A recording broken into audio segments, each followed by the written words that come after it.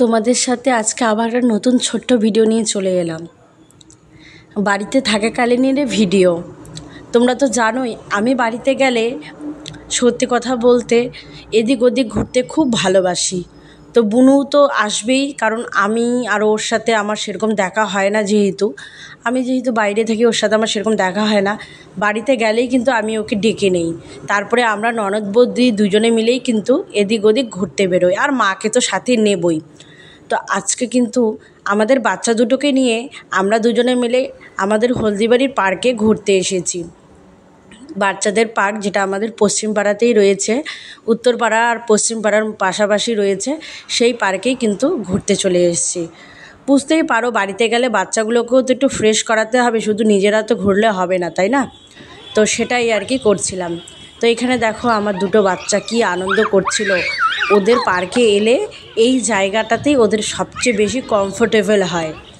আমি এই জিনিসটাই লক্ষ্য করি, ওরা দুজন এলে শুধু এটাতে উঠবে, আর একটা হচ্ছে হাতি, মানে একটা হচ্ছে বসার মতো একটা হচ্ছে তোমার অ্যানিমেল আছে, সেটাতেই ওঠে।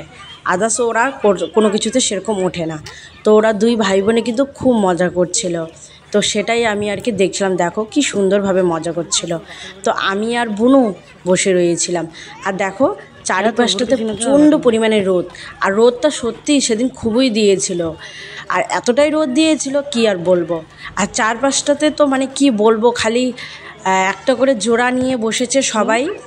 মানে কি বলবো, এখনকার দিনে আমি একটা জিনিস লক্ষ্য করছি, পার্ক মানে বাচ্চাদের পার্কগুলোতে বড়দের পার্ক হয়ে গেছে, বাচ্চাদের পার্কগুলো। এমনটা কেন হয় এটা আমি বুঝতে পারি না। আর বাচ্চাগুলোই বা এর থেকে কী শিখবে বলো তো তোমরাই? বাচ্চাগুলোকে আমরা নিয়ে যাই একটু সময়, মানে যাতে তাদের ভালো লাগে, টাইম পাস হয়, তারা একটু খেলাধুলা করতে পারে, তাদের একটু সময় কাটে। কিন্তু সেখানে গিয়ে যদি দেখি জোড়ায় জোড়ায় সবখানে বসে থাকে, তাহলে আর বাচ্চাগুলারই কি মাথায় ঢুকবে, তাই না?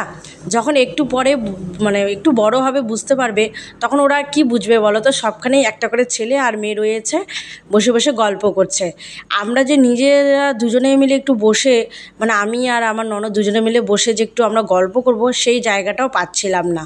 মানে যত ফাঁকা আর হচ্ছে তোমার ভেতরের জায়গাগুলো রয়েছে, আর মানে যে জায়গাগুলোতে রোদটা কম পড়ছে, সেই জায়গাগুলোতে তারাই ভর্তি।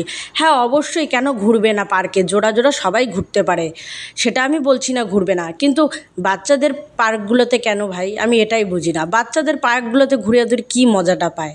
বাচ্চাদের পার্কগুলোতে এভাবে ওরা যে সময়টা নষ্ট করছে, বাচ্চাগুলোও তো তাদের সময়টা এখানে স্পেন্ড করবে, তাই না?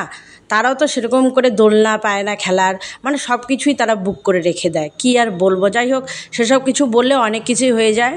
তো সেগুলো তো আমাদের দেখার দরকার নেই, কিন্তু খারাপ লাগে ভাই, আমার খুব খারাপ লাগে। দেখো চারপাশটাতেই সব দোলনাগুলোতে, আর মানে ভেতরের যে জায়গাগুলোতে একটু বসে রেস্ট নেবো, সেই জায়গাগুলোতে কিন্তু তারাই ভর্তি।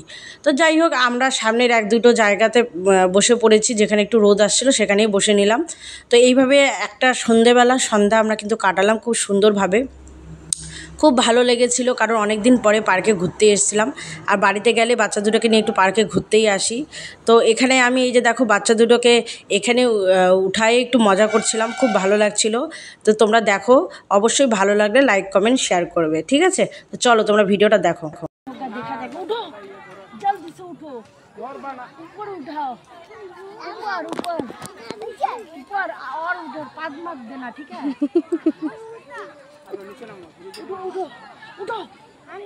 পাদন দিবা না কিন্তু, পাদন দিলে কিন্তু অবস্থা খারাপ হয়ে যাবে, ঠিক আছে? পাদ দিবা না কিন্তু। এই যে পাদ দিলে নাকি গো, গন্ধ পাচ্ছি। ভাগো। এখানে দেখো একটু বেটুকে নিয়ে এত সুন্দর একটা জায়গাতে একটা ছোট্ট ভিডিও করে নিলাম। খুব সুন্দর জায়গাটা লাগছিল, তো একটা ছোট্ট ভিডিও করলাম। কেমন লাগলো অবশ্যই জানিও, আর অবশ্যই ভালো লাগলে কিন্তু পাশে থাকবে, সাথে থাকবে, আর অবশ্যই তোমাদের বাড়ি যাওয়ার রাস্তাটা করে দিও।